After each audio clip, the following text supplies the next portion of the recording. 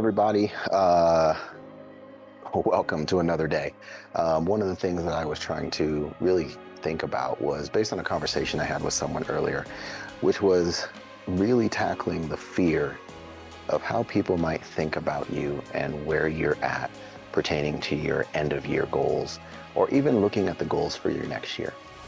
And it's so interesting because we think the world is viewing us and evaluating us a lot more than it really is.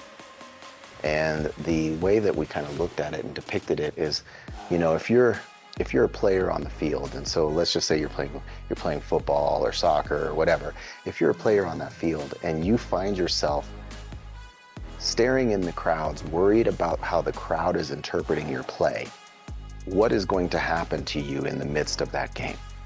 As you take your eye off of the situation that you're a part of, and now you're having to deal with the reality that it does not matter what's going on in the stands, because what's right in front of you is the thing that you have to deal with.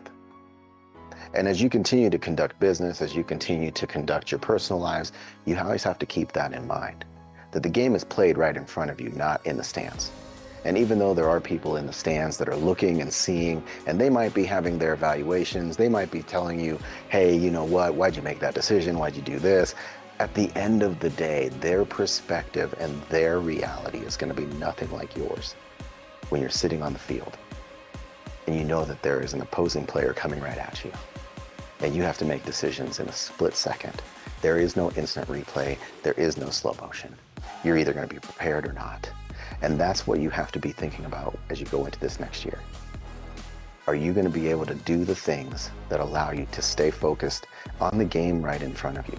The distractions from the marketplace, the distractions from your peers, the distractions from your company, the distractions from your own personal life. Those things can all show up, but you have to understand which field you're on.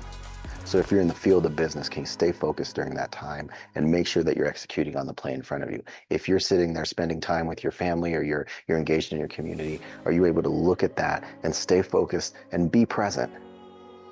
If you're trying to figure out how things are steering you one direction or another, whether that's your philosophies, your faith, the things that kind of guide you and give you those guardrails, are you making sure that you're staying really concrete, really in the lanes, really focused, so that way you are playing on the field and paying attention to the opposing things that are in front of you?